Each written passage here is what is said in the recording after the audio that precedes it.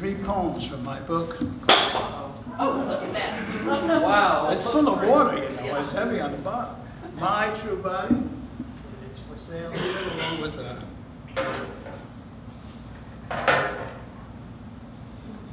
along with a chapbook. And I'm going to read the first poem, and I'm going to read the last poem, and I'm going to read one in the middle, and there's a silver lining at the end. These are the streets. These are the streets where I used to walk my rage. Once I woke from the kick, I gave the scrap paper bucket underneath the big boss's desk I had to sit behind in those days. Leaping down the back stairs, 2, 3 at a time, rage pulled me 8 stories just to yank me back and forth between the hydrant and the lamppost. Over there was old police headquarters, pistol shops out back, selling handcuffs, ammo, weighted billy clubs. Across the street, first Krasilovsky's safes, next Carl Otto's tool and die, and finally Zeke, the machinist, wheels within wheels in the window, spinning dizzy combinations driven by thick belts, toothed gears, all off the single central endless worm screw. And there's the window on Grand and Elizabeth where I'd always find myself.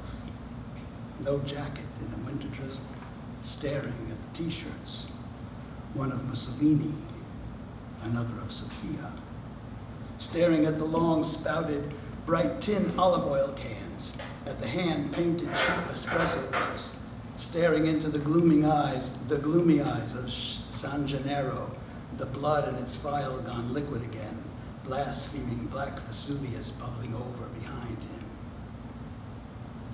At the bar of the Villa Penza, I would lean on my elbows, sipping bitter coffee. I would study the twig of sugar crystals growing in the golden Fiordalpi. I would bite into one of those twisted black cigars you had to cut in half, smoke circling my eyes and nostrils, shrouding my anger just enough. Mantovani from the high five, washing up like warm surf over soft breasts of white beaches somewhere in my mind. Jojo Favali knew how to take good care of me. The pot of coffee finished, the cigar chewed through, his sweetest waiter, Pepe from Trieste, would show me to the corner table, flowers, cold glass of water, fresh bread in a basket, cold pats of butter in a dish of ice, a steaming soup thick with white beans and pastina. Just like Mama make it home, he always said. Come, take your place, signore. I'll go bring some wine. I would smooth the heavy linen napkin open on my lap and bring my chair in close against the table. I need a drink. Want to position this one more time? I'm moving around, you know. I can't stand still. I'm not. Don't be afraid. Ah! Oh, look.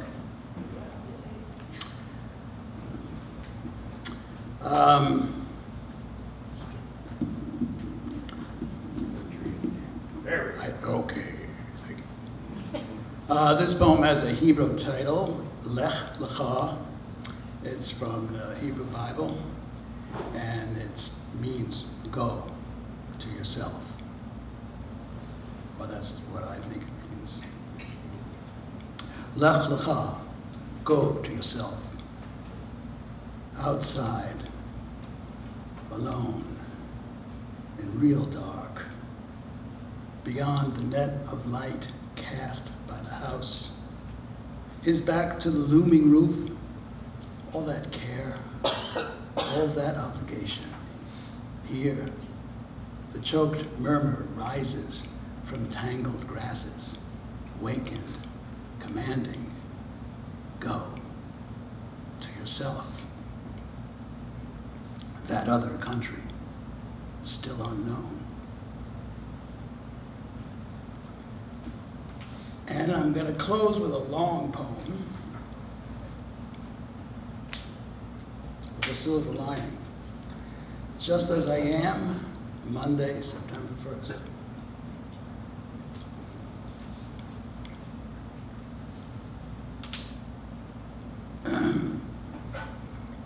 I may break for a sip of water. No. Just as I am, Monday, September 1st. Just about noon.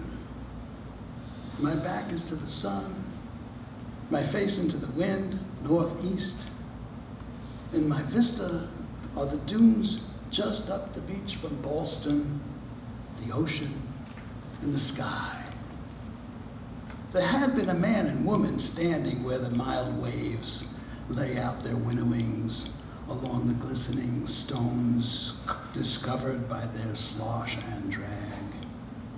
But the man has wandered back up the beach to his blanket, where he lies, hands underneath his head, looking up into the vacant blue sky, closing his eyes now, losing himself to sensation, sounds of the surf, heat of the sun, breezes playing over his torso. And the woman, tall and beautiful, her bikini printed with large pink, apparently innocent flowers, has walked away along the water's edge, sometimes in the soft sand that is dry, sometimes along the water's edge, has walked away along the water's edge, sometimes in the soft sand that is dry, sometimes in the water that sucks at her ankles, sometimes in the wet, hard shingle in between, which variously resists or yields to her footfall as it holds or relinquishes the burden of the waves. The stories I imagine of their conversation, the occasion for their tryst, the reason for their separation, are stories that have nothing to do with them at all. Yes, I would like to meet with a beautiful woman out here along the edge of the Atlantic. And also, I would like to have her walk away and leave me here alone again, just as I am. Now, 20 to 1 in the afternoon, I have to begin all over again. But when and for whom has it ever been otherwise? I was discovered by my wife and our 10-year-old and his friend. They were striding up the beach to where the boys believe the nudists might be found. The boys are looking for tits and ass. My wife, too, in her way, believing the exercise will sharpen the appearance of her own. I'm settled where I am, hoping any people that I see will walk right through my field of vision and not linger in the range of my attention beyond my wish to use them for my story, as I was doing before, with the man who was back at his blanket in the sand, and the woman who was walking away along the border of the sea that washes Africa and Haiti, England, and the edges of the drainage basin of the Amazon. But my 10-year-old wanted to roll me down the embankment into the water, or at least delight in the struggle my resistance would present. And my wife, too, in a way, wanted to do the same, making her comments about returning to the city or packing up the dishes and the linens. All I want is to sit here just as I am, though my back is getting tired, and just to keep on writing back and forth across this 12-inch page, this somewhat rhythmic, loping, prosy kind of poetry, which isn't saying anything, but seems some way to imitate the sounds of water at the beach's edge, and the visual traces that the motion of the waves leaves on the drying sand. It isn't that I have intention in this enterprise, though I'm taking pleasure as the time unwinds, except that I expect there, as in just this instance, this play between those two words, to find a little fragment like a pretty shell, or a glistening stone with peculiar streaks and a rib of harder stuff that hasn't gotten polished by erosion as the darker, softer matrix. And I confess the presence of another motive. No, that's too strong a word. I confess a hint of hope that in this sifting back and forth, this shuttle of my pen from one side to the other, this scripting, that the unintended pattern will emerge, and that the weave of ordinary mind will ravel out and leave the warp-strung loom as naked as a harp, or that the simple objects buried underneath the sand of ordinary mind will slowly poke themselves into my view, laid bare as if it were the work of tide and wind